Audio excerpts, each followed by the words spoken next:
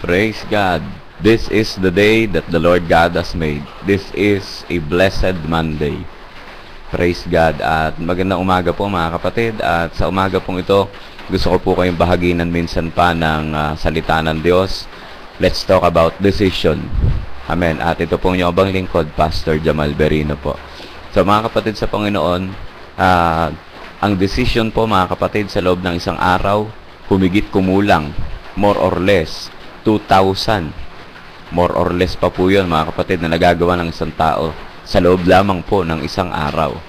So, mga kapatid sa Panginoon, yung mga maliliit na desisyon, do remember this, that behind your small decision is a big decision. So mga kapatid, gusto ko pong ipakilala sa inyo ang isang babae sa Old Testament, sa aklat po ng hukom, o ni Joshua rather. Sa aklat po ni Joshua, mga kapatid, na lingkod ng Diyos, meron pong isang babae na ang pangalan po niya ay Rahab. Isang patutot, isang babaeng nagbebenta ng panandaliang aliw. Isang babae na kung saan po sabihin na natin hindi tanggap ng lipunan, mababang uri ng babae. Isang marumi sa paningin ng tao. At isang tao po na kung saan ay walang ibang hangad kundi ang kumita ng pera, makapagtrabaho mga kapatid, at magbigay ng panandaliang aliw sa mga kalalakihan. So mga kapatid, dumating po yung time na yung lugar po nila, ang Jericho po ay ibinigay ng Diyos. Ibinigay ng Diyos sa mga lingkod niya. At nagpadala po ito ng 2 spy.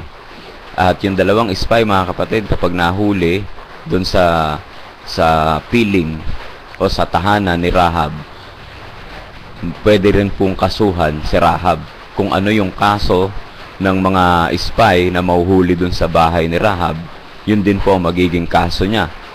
At kung ano pong kaparusahan na ipapataw doon sa mga spy na nandun sa bahay niya, yun din po ang kaparusahang ipapataw sa kanya. Hindi lamang po si Rahab, kundi buong ang kanya ang maaring mapahamak. So, yun pong nakilala niya na 2 spy ng Panginoon na isinugo sa kanya. Nalaman niya ito pala ay mga lingkod ng Diyos. Tinitiktikan nila, they are spying the whole land of Jericho. At sila po ay sasalakayin ng mga lingkod ng Diyos. Sa lahat sila ay papatayin. At alam niyo po ba, nakipagkasundo si Rahab. Isang bagay ang kanyang ginawang desisyon. Kung ikaw naman ngayon ang tatanungin, anong gagawin mo? Anong desisyon ang gagawin mo? Palayasin o palayuin yung mga spy ng Panginoon o sila'y kupkupin? Subalit, nasa panganib ang buhay mo at ang iyong angkan. So mga kapatid ko sa Panginoon, sa umagang ito, nais ko pong ibahagi sa inyo na nagdesisyon po si Rahab na kupkupin, iligtas, itago yung mga spy ng Panginoon. Decision, it can make you or it can break you. Behind your small decision is a big decision. So may mga pagkakataon na nagdi-decision tayo na at the end of it, napapahamak tayo. Amen. From small decision, kuminsan ang nagiging resulta niya na isang malaking decision. So mga kapatid sa Panginoon, itong si Rahab mga kapatid, isa bagay po nakakatawa kay Rahab. Nung gumawa po siya ng desisyon na tanggapin, iligtas, kupkupin yung mga lingkod ng Diyos, yung mga spy, may usapan sila. Naririnig tayo ni Yahweh, yung ginawa mong desisyon na yan, ililigtas ka ng Panginoon.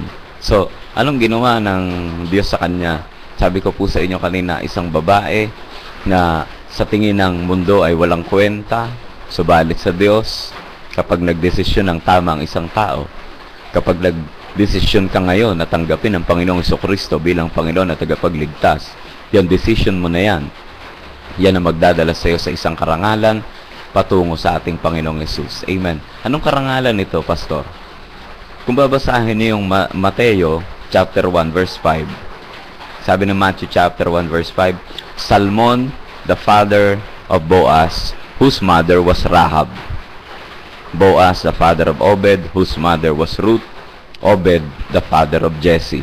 So, sa malinaw pong salita, isang walang kwentang babae, isang marumi sa paningin ng mundo, na magdesisyon ng tama. Siya po ngayon ay naging kalula-lulahan ng kalula-lulahan ng kalula-lulahan ng Panginoong Jesus. Amen. Isn't it amazing?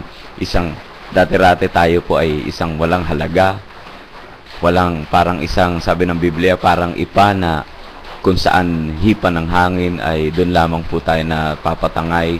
Subalit ngayon, nung gumawa tayo ng desisyon, Panginoong Jesus, gumagawa ko ng isang desisyon na tanggapin ka bilang Panginoon at tagapagligtas. Tayo po ngayon ay binigyan ng karangalan ng Panginoon. Amen.